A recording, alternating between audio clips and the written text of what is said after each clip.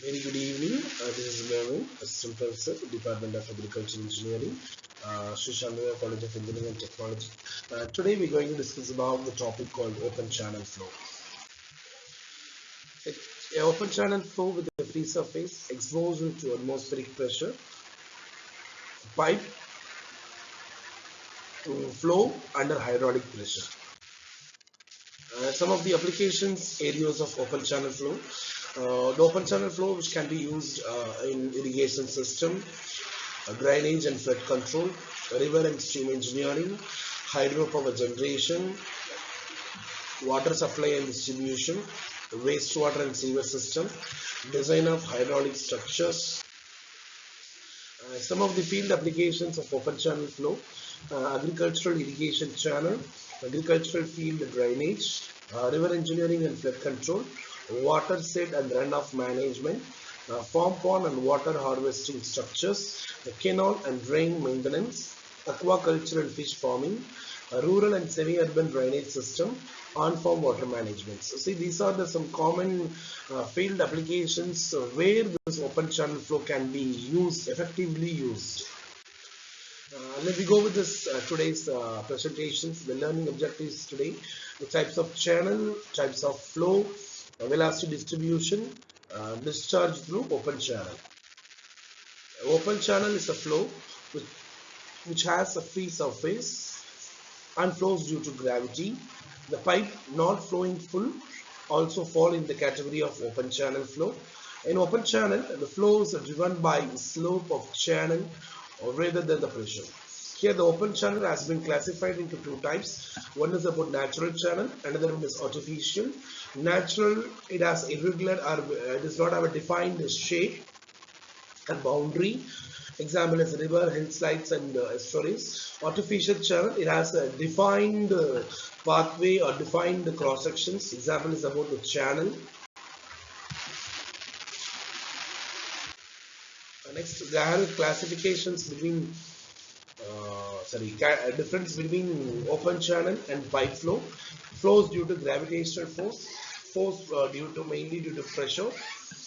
Here in case of open channel flow, the fluid number which governs the flow. Pipe flow, in case of Reynolds number, it governs the flow.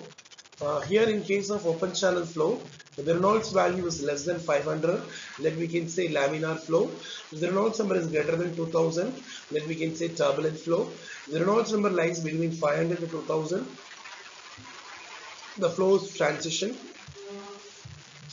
As in the case of pipe flow, if the Reynolds number is less than 2000, we can say it's called as laminar. If the Reynolds number is greater than 2800, then we can say turbulent. If the Reynolds number lies between 2000 to 2800, the flow is called as a transition flow. The slope of the bed may or may not be constant.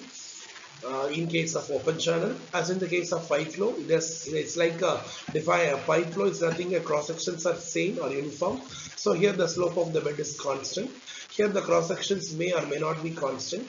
In case of pipe flow, the cross section is uniform. In case of open channel flow, the friction may vary with the length.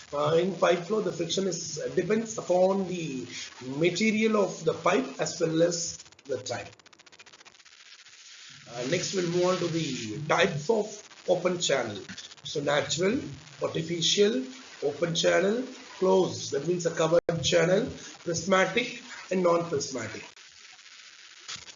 A natural channel, it is the one which has an irregular section of varying shape and developed in natural way. Example, the best example of natural channel is a river. Artificial channel, it is built artificially for carrying water for various purposes. The cross sections of artificial channels are regular, geometrical shape, which usually remain same throughout the length of channel. Example is a channel. Open channel, a channel without having a covered top and it is having a free surface, so that's called as open channel. Example is irrigation channel. Closed, a channel having a cover at the top is called closed or covered channel. Example is underground drains. Prismatic, a channel in which a cross-sectional shape and size and also the bottom slope of the channel is constant, is called as prismatic. An example is Man-made channels or artificial channels are called prismatic. Non-prismatic, all natural channels generally have varying cross sections or called as non-prismatic. Example is about the natural channels are non-prismatic. Rigid. Rigid channels are in which the boundary is not deformable. Example, that is the slope, bed slope, shape, roughness are not a functions of flow parameter. Example is lined one. Mobile boundary.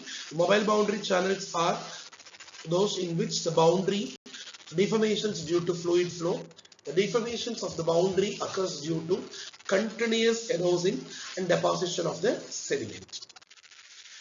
Closed, and also we know that it's a natural prismatic. And here we move on to study and unstudy. This is about the types of flow: study and unstudy, uniform and non-uniform, laminar and turbulent, subcritical, critical and supercritical.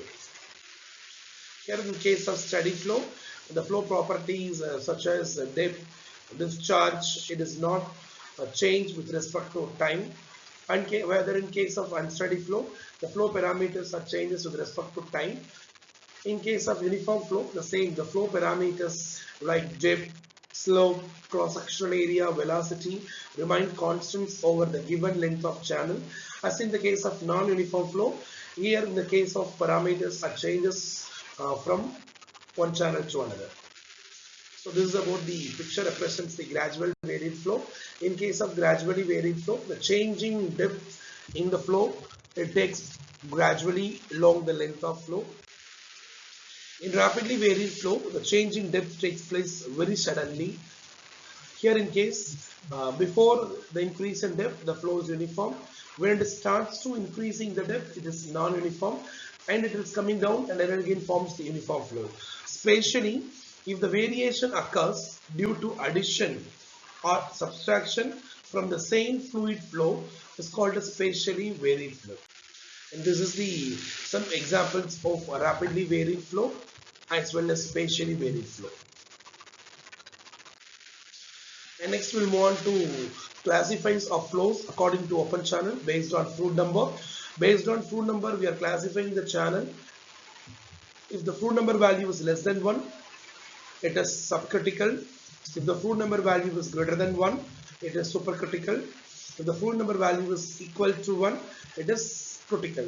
So how to calculate the fluid number? By using of this empirical relation, where fluid number Fr is equal to V by square root of G D, where V is velocity of flow, G is acceleration due to gravity, and D is either we can go with depth of channel or hydraulic depth, that is A by G.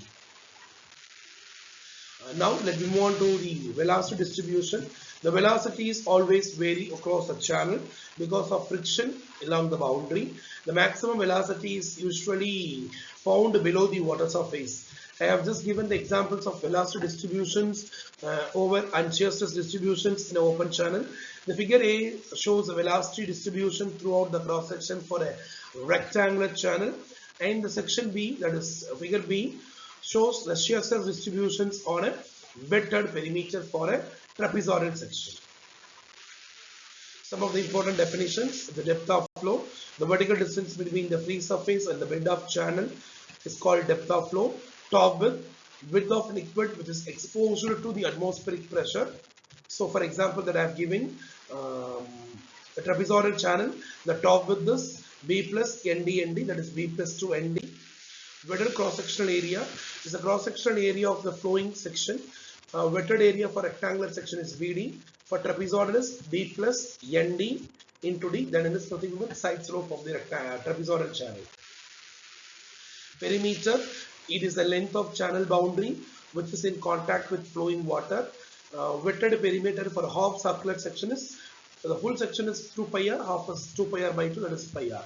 Hydraulic radius, the ratio between area of the section to the perimeter gives you a hydraulic radius. Hydraulic radius for rectangular and trapezoidal as per the most economical set condition is D by 2.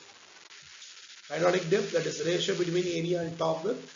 Bed slope, sin theta is equal to head loss due to friction divided by the length of the channel.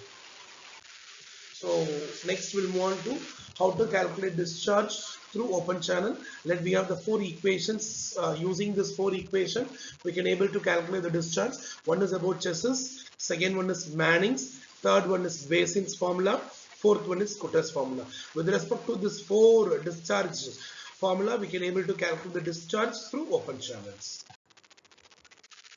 Thank you. The remaining we will discuss the topic discharge through open channel in next session. Thank you.